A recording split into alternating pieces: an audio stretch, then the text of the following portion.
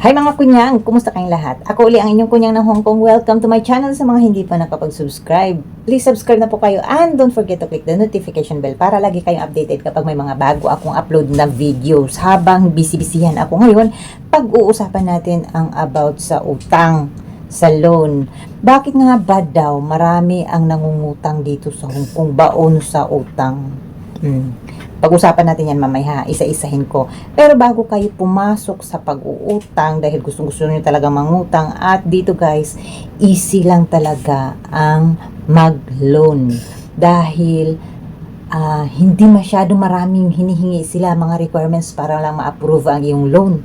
Kasi ngayon, napakadali lang. Hindi na kailangan yung dalawang garantor, yung mga ganyan-ganyan kagaya dati, at saka yung mga proof of address nila. Kung wala ka man lang proof of address na maipakita sa kanila, mag-selfie ka lang dyan sa pintuan, caring na yan. O diba ganun guys? At saka kung may isang bangko dyan na magmaritis muna ako sa inyo ha, hanggat kaya ng iyong visa, isagad mo yan, medyo malaki-laki ang iyong malon talaga.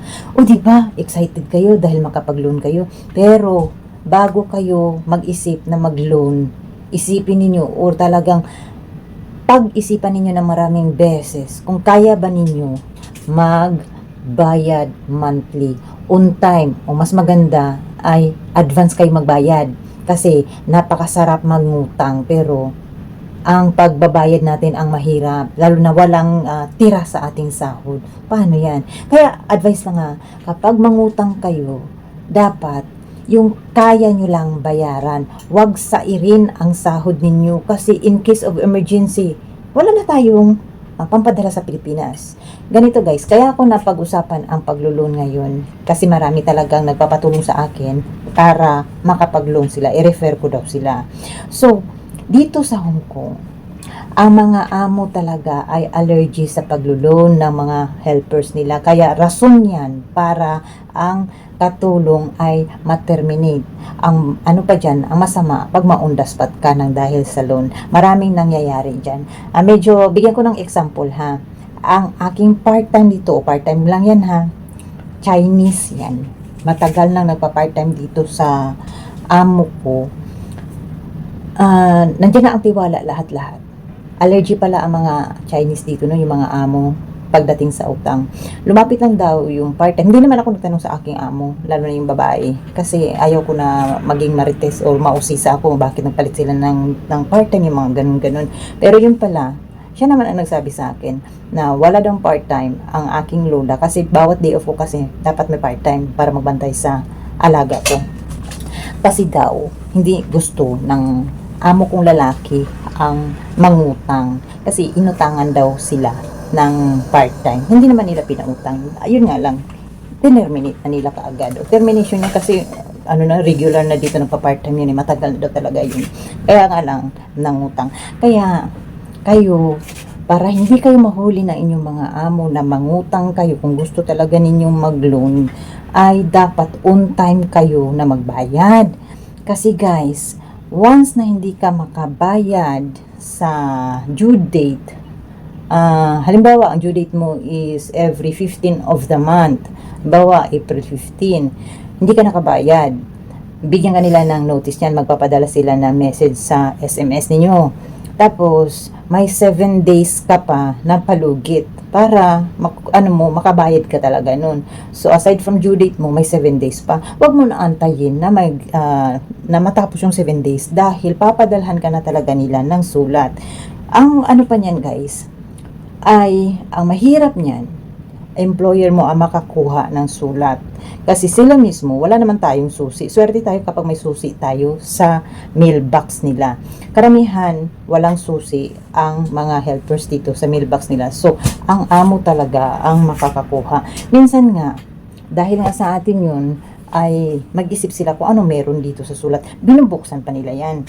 Meron nga guys, resibo na lang ang nakita ng amo ng kaibigan ko, inundas pa terminate siya. May pagkaano kasi yung amo niya habang nagde-day off siya, ay hinahalungkat ang kanyang mga gamit. Pero yung resibo na yun, matagal na bayad nun. Nung nalaman, dahil nga sa resibo na yan, nalaman ng amo na nangungutang sa bangko si helper, Terminate ka agad, on the spot.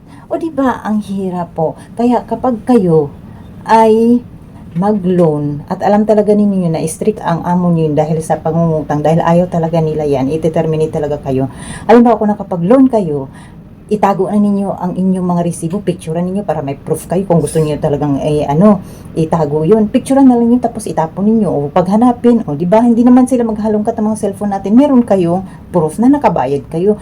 Guys, mahirap dito kapag mangutang ka. Okay lang pagdating sa mga bangko, ang daming offer yan, lalo na pag good payer ka.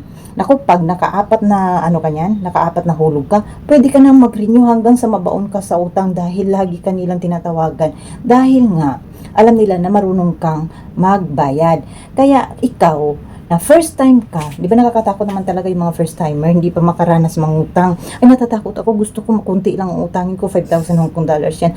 Ayan sila, kapag matikim ng mangutang at alam nila na hindi na siya mahirapan na mag-renew ng kanyang utang, mangungutang yan kasi nakakaano na, sabihin nila, oh ganito na lang ang kunin mo, malaki pa naman yung visa mo, marami ka pa namang maraming buwan ka pa naman, o kayang-kaya mo sa ganitong halaga. Alaki na mga offer, guys. Kaya kailangan mo talaga na magtipid ka talaga kung malaki ang utang ninyo ka, dahil kapag pumalpak ka sa pagbayad mo monthly, nako, magkakaroon ka ng notice, malalaman ng amo mo, at alam nyo naman dito sa Hong Kong, tiniterminate talaga nila ang mga nangungutang o mga nag-uutang sa loan. Ang sarap talaga mangutang. At hindi naman mahirap guys ha, hindi naman masama ang mag-loan kung ginamit niyo yan sa may purpose yung inyong paglo-loan, ginamit ninyo sa maganda. Halimbawa, may project ka, hindi mangutang ka kasi kung antayin natin monthly ang ating sahod, hindi tayo or matagal natin matapos ang ating project.